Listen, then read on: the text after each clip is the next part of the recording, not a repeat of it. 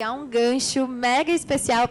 Nada por acaso. Nada por acaso. Eu estou aqui com a Liliane Rocha, da Gestão Kairos. Tudo bem, Liliane? Olá, boa tarde, tudo bem? Tudo ótimo, graças a Deus. A Gestão Kairos é uma consultoria de sustentabilidade e diversidade. E esse vídeo faz um gancho muito bacana para a gente conversar agora, né? Faz sim. Eu nunca tinha visto, achei ele muito bacana. Muito bom, muito bom. Eu queria que você explicasse. Ontem você estava no palco no final do dia. Final do dia? Foi no final do dia, às 18, mais ou menos. Perfeito. Já é um período mais, né, que a galera já está querendo, que é onde a gente teve festa, mas você veio com um tema muito bacana, que foi o futuro do trabalho, para onde estamos indo e como podemos nos preparar para tudo isso. Explica para a gente. Ontem a gente teve um pouquinho sobre esse assunto também com o Dado, mas ele foi para uma outra frente de visão desse processo todo, também muito bacana e muito legal, mas eu acredito que o seu tema ele tem aí um impacto muito grande perante a sociedade. Muito bacana. Bom, a reflexão de ontem foi das 5 às 7, lembrei agora. Estava eu e a Paula Pascoal, que é CEO da PayPal. Eu fiz uma primeira apresentação e depois a gente fez uma conversa que foi muito bacana. E as linhas gerais da reflexão, elas vão nesse caminho de um olhar para a quarta revolução industrial, que é algo que nos maravilha, né? Então, esse vídeo que a gente acabou de ver, ele deixa a gente maravilhado, de fato. Toda vez que a gente fala de nanotecnologia, biotecnologia, inteligência artificial, impressora 3D, internet 5G, a gente fica maravilhado.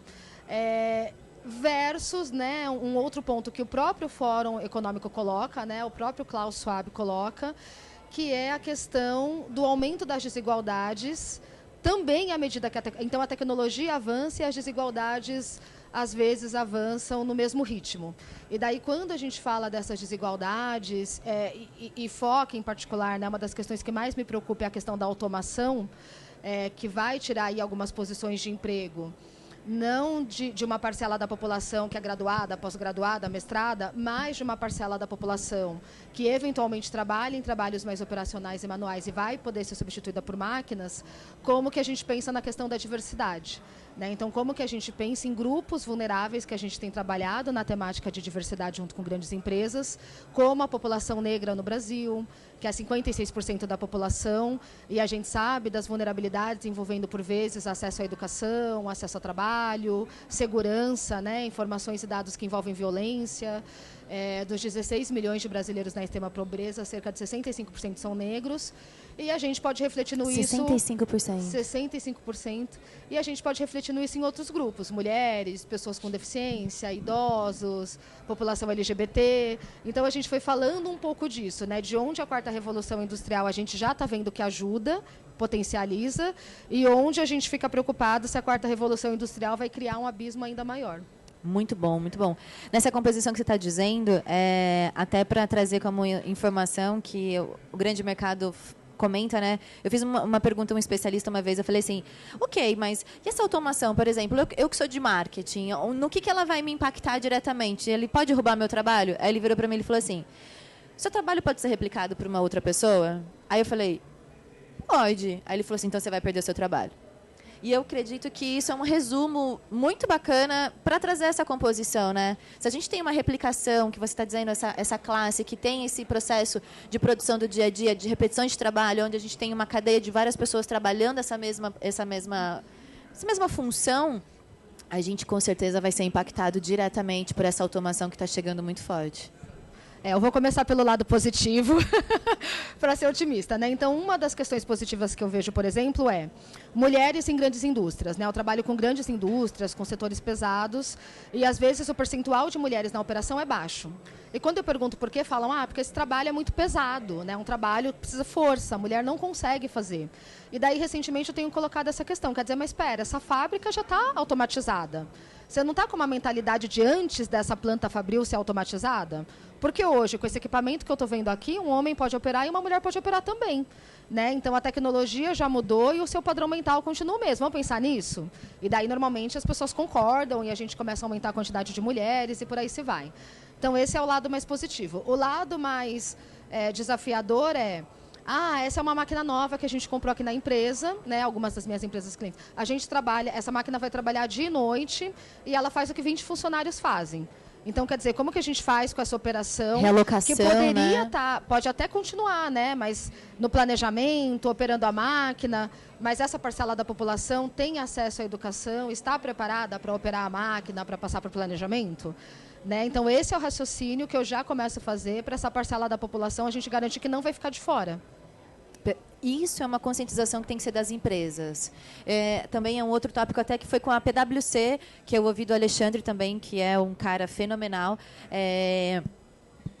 Numa das nossas visitas de missão Digitalks, a gente passou pela PwC e a gente falou muito dessa questão da transformação e a conscientização das pessoas, das empresas versus essa automação. E foi o que ele mencionou. Ele falou assim: a automação, ela te traz como posso dizer, te ajuda a diminuir os custos, por exemplo. Você vai diminuir os custos de um lado, porque você está investindo num produto que vai te trazer uma rentabilidade muito maior. Só que esse percentual dessa grana, desse investimento que você está tendo aí deslocado, você precisa pegar uma parte disso e fazer um trabalho direcionado para as pessoas, né? E as empresas, tem algumas empresas que talvez não estejam olhando para isso, olham para um formato de que vamos automatizar e temos mais de 20 pessoas que uma máquina vai resolver o problema delas. O que a gente vai fazer com essas 20 pessoas? Então, existe talvez um trabalho um trabalho das empresas em si, de conscientização de que, ok, vamos começar uma transformação digital dentro da empresa, vamos começar a fazer uma automação da nossa linha de produção, de maquinários, e as pessoas? A gente vai treinar elas para realocar ela em outras áreas, porque estão surgindo várias outras funções, né, querendo ou não... Algumas saem, mas outras surgem. Então, a gente tem pontos positivos e negativos para tudo na vida. Mas, ao mesmo tempo, muitas talvez não consigam ficar nesse processo todo. E foi o que ele me disse. Ele falou assim, cabe às empresas ter um programa de relocação dessas pessoas, de não mandar elas embora, porque elas exerciam muitas vezes uma função muito bem, cumpriam seu horário, faziam muito bem seus trabalhos. E aí, isso... Talvez, creio eu, espero que esse evento colabore e que todas as empresas, grandes principalmente, já estejam olhando para essa forma, mas é um assunto que todo mundo tem que colocar em planejamento. Eu entendo que as empresas que estão trabalhando hoje com seriedade, a questão da diversidade e da sustentabilidade, e não estou vendendo meu peixe não, estou falando... Não, estamos falando do assunto em si. As empresas que já estão olhando para esse tema, elas saem na frente, de certa forma. Então, eu sou consultora consultiva de um grupo que chama CEO Legacy. É um grupo que a Paula Pascoal faz parte, né? Ela estava comigo ontem por conta disso. É uma iniciativa da Fundação Dom Cabral. Tem 11 CEOs de empresas. Então, tá o Gustavo da Gerdau, o Prete da Cargill, a Lídia do Seibem, o Dimitri da Atento, uma galera boa lá. A gente se encontra uma vez por mês durante 4 horas para debater essas questões de diversidade. E quando a gente começa a fazer isso, a gente já tem a oportunidade, por exemplo, de que eu vá na empresa dessas pessoas e comece a fazer essa reflexão. Olha, como que a gente vai trabalhar isso? Né? A gente se preocupa muito com essa parcela mais vulnerável da população. A gente quer trazer mais dessas pessoas para dentro da empresa e quer que elas ascendam dentro da empresa. Como que a gente vai fazer isso no momento de automatização? Ou uma outra empresa cliente que eu ajudava no relacionamento com a comunidade, e a comunidade vivia um pouco incomodada, porque falava, poxa, a gente achava que ia ter mais empregos. E daí, a primeira vez que eu fui na fábrica, eu vi que ela era totalmente automatizada. E aí eu falei, vamos fazer um open house? Porque as pessoas da comunidade, elas não vão entender se elas não verem a fábrica. Né? Quando você olha de fora, você acha que nessa planta industrial vão ter 2.000 pessoas. E quando você entra, tem 200. É uma expectativa, né? Então, vamos conversar abertamente, vamos trazer essas pessoas para dentro e vamos construir com elas outros modelos? Porque, bom, se aqui nesse contexto tem automatização, ok, como que a gente vai fomentar o desenvolvimento local? Como que a gente vai conversar com a parcela mais vulnerável da população? Como que a gente vai construir outros caminhos de projetos sociais ou projetos dentro da empresa? E aí, quando a gente fez isso, vieram várias ideias e a gente começou a pensar novos caminhos, que é a chamada inovação, né, que a gente fala e que a gente sempre acha que está atrelada à tecnologia e tá, mas que ela está muito atrelada também à nossa capacidade de ouvir diferentes pessoas falando de diferentes lugares. Muito bom. Você falou muito de diversidade, eu acho que é um assunto bacana para a gente abordar. Você tem alguma pergunta, Elcio? Quer participar? Que eu já estou super interagindo aqui com ela, estou esquecendo do Elcio aqui do meu lado, mas eu estou direcionando para você viu, né? Eu tenho sim, e eu vou tentar formular minha pergunta sem virar um ativista aqui. Eu acho que esse assunto de diversidade ele é bem interessante e complexo. Eu lembro que a primeira inspiração que eu tive com relação ao posicionamento que as pessoas devem ter foi com o meu tio. A minha prima, ela teve uma gravidez inesperada e ela é negra e ela tinha acabado de passar na USP, da periferia, passou numa universidade pública, desejada por todos. E a primeira coisa que meu tio disse para ela: você é negra, você é mulher e você vai fazer a faculdade, porque senão você vai ter problema, o mundo é assim, nu e cru. Eu quis trazer essa história porque a primeira coisa dentro de todo esse processo, nós precisamos assumir o nosso papel como pessoas, como ser humano e deixar o vitimismo de lado. Porque somos negros, brancos, porque somos cristãos, porque somos... Não importa, a gente tem que saber o que a gente é, o que a gente quer, a gente tem que se preparar.